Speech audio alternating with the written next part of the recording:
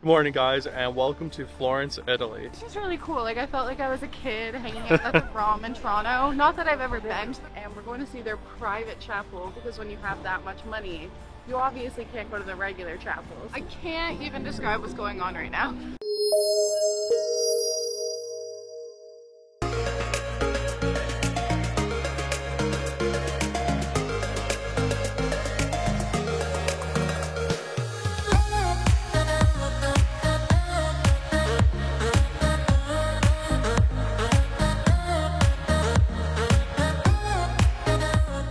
Good morning, guys, and welcome to Florence, Italy. So last night we flew into Pisa and then we just hopped right on the train, came to Florence and checked into our hostel, so it's a pretty late night for us. This morning we are starting things off at the world famous Uffizi Gallery. Florence is the home of the Renaissance, with artists like Leonardo da Vinci, Michelangelo, and Raphael making their names here in Florence, and many of their works are displayed in the Uffizi Gallery, so we can't wait to go check it out. Many of the works were formerly the private collection of the Medici family, before being given to the city to be publicly displayed, which they have been since 1765. Some of the most famous works include The Birth of Venus by Botticelli, Da Vinci's Annunciation, and Donny Tondo by Michelangelo. The gallery is extremely popular, so we'd recommend pre-booking your tickets at least 3 weeks in advance. Entry is €24 each, or you can buy a combined ticket which includes access to the Pitti Palace, the Boli Gardens, and National Archaeological Museum for €38 each. Like most museums in Florence, the Uffizi is closed on Mondays, so plan accordingly. Alright guys, so we just finished up at the Uffizi Gallery and we grabbed a little bit of lunch, and now we're off to our next stop. So next up we're going to the Pitti Palace, which is just behind me if you can see it. If you guys want to do both the Uffizi and the Pitti Palace, you can get a combined ticket, which is like €38, and that gets you access to both of them, plus a couple other places in Florence. Otherwise, they're each like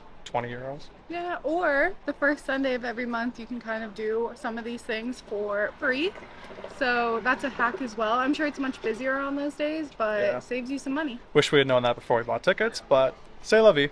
Yeah, so let's go check it out. Sitting on the opposite side of the Arno River, the Pitti Palace was completed in 1458 as the residence of Luca Pitti, who was an influential banker. Much like everything else in Florence, it was purchased by the Medici family, who took ownership in 1549 to serve as the residence of the Grand Dukes of Tuscany. It remained a royal palace until 1919, when it was converted to a museum. At 32,000 square meters, it's the largest museum in Florence, housing many former pieces that once belonged to the Medici. All I'm gonna say is, it would be a pity if you didn't see this palace. Alright guys, so we finished up in the Pitti Palace, and then right behind there is the Boboli Gardens, which are included in the ticket, so we went to go and check that out, but it's really packed today, and on top of that, it is getting close to 40 degrees right now. Between the crowds and the heat, we just kind of decided that gonna take it easy this afternoon. We'll pick it back up in the evening when things cool off a little. To beat the heat, we spent the afternoon in the pool at the hostel, and please tell me what's more refreshing on a hot, sunny Italian day than an Aperol Spritz. Alright guys, so we just finished up dinner and we're just heading out for a little walk now. So our food was like okay, it was just kind of fine. It was really cheap though. For the two of us with our drinks, it cost €30. The nice thing is, even like so-so Italian food in Italy is still gonna be really good, so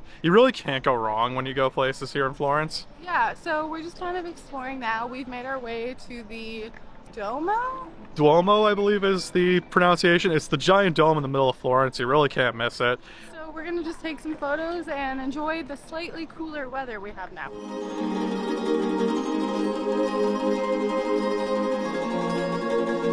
Good morning, welcome to day 2 in Florence. So this morning we are starting things off at the Florence Central Market, which, despite being in a pretty old building, is actually a pretty new thing here in Florence. So there is an indoor bit, which Sean mentioned, and then an outdoor bit as well, and it's supposed to kind of be to get people like back to the roots of Florence and Italy, so it's all supposed to be like local artisans and stuff like that.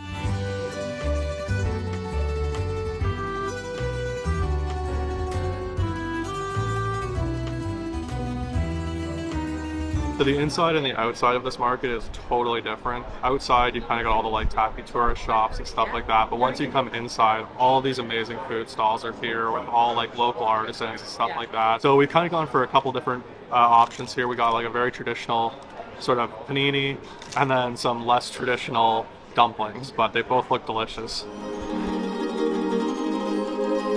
Without a doubt Florence's most famous resident has to be Leonardo da Vinci. He is, of course, an artist, a scientist, inventor. This guy pretty much did it all. And one of the coolest things you can do here in Florence is the Da Vinci Interactive Museum. So it has a bunch of replicas of his inventions and stuff like that you can actually interact with. So let's go check it out.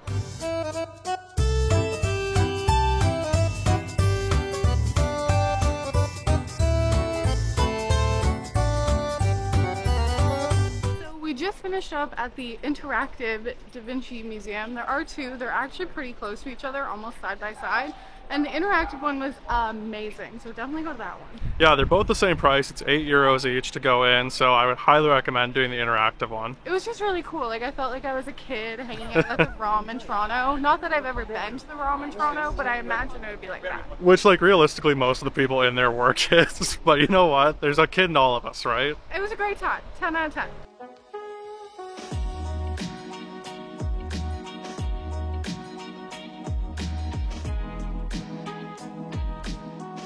Wandering about and we stumbled past this like wine shop and we got cocktails, and as we're ordering our cocktails she's like, oh, like get the happy hour. So Sean and I are like, okay, we're not gonna argue with you, we don't know what you're saying. And then they bring out this food. It's like a caprese salad on bread. It looks amazing. It's warm. I can feel it in my hand. So no idea how much this is costing us or if it's gonna be good, but one in Rome, I guess. So 2 hours later and we are leaving. The place was so awesome. Like the staff, especially the one lady, was just so friendly to us. And I said in the last clip that she initially was like, oh, do you want to do the happy hour and get food? Every time we ordered drinks, she would bring us food. So Sean and I were like, this bill is going to be insanely expensive. Sean, how much was the bill? It was €30, which I actually thought was pretty good because we got like 5 drinks and like, again, we got like 3 rounds of food with that. So I don't know if she was like just being really nice. Like she did ask if we were girlfriend and boyfriend. And then Sean obviously had to flex the whole like recently engaged thing. So I don't know if she was just like giving us free stuff because of that, or she just was like actually that generous. But the place is called Antigua Bottega Wine Tasting. We'll link it down in the description. Unbelievable, cute little spot. Can't say you'll have the same experience as us, but it was amazing for us.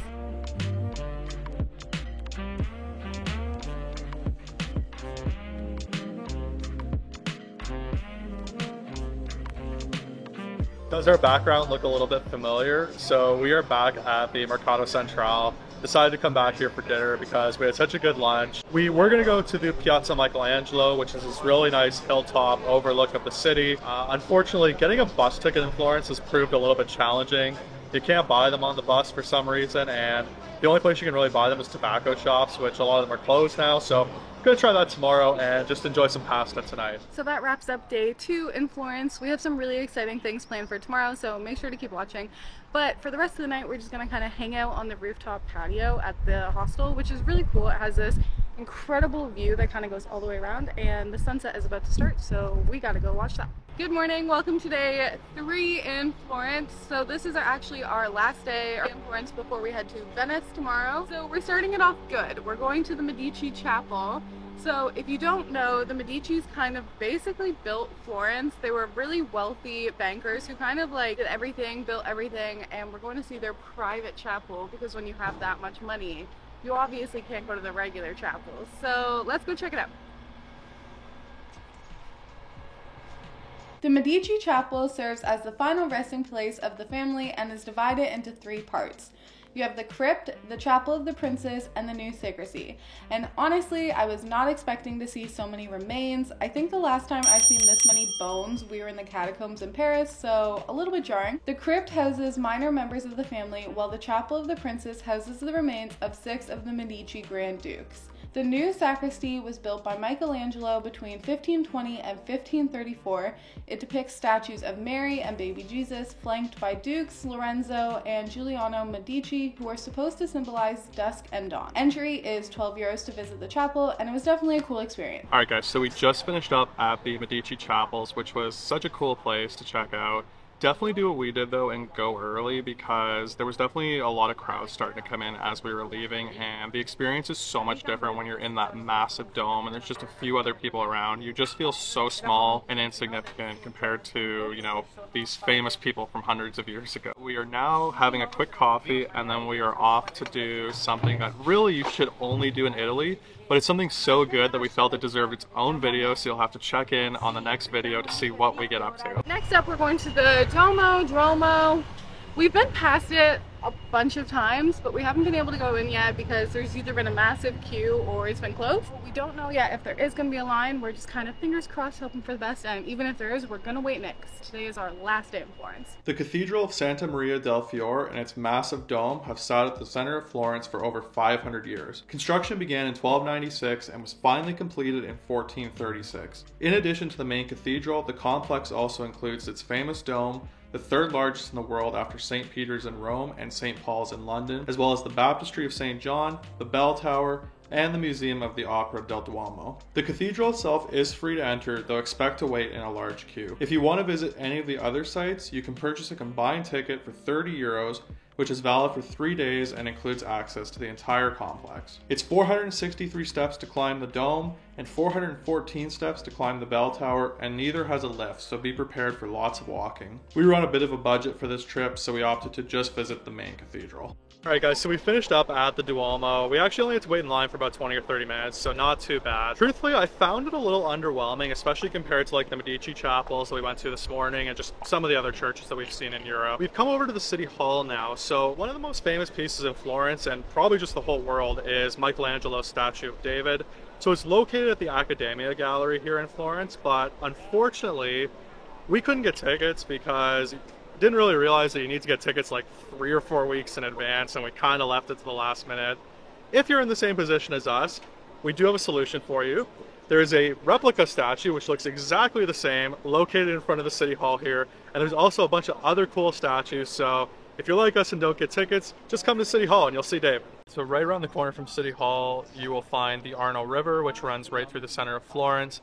And across the river, you will find the Ponte Vecchio, probably the most famous bridge here in Florence. It is kind of a bridge with shops all along the side of it. Back in the Middle Ages, they used to be butcher shops mainly, but the Medicis did not like the smell that the butcher shops were creating, so they passed a law that basically said it could only be jewelry shops. So now you'll walk along the bridge and find jewelry shops everywhere.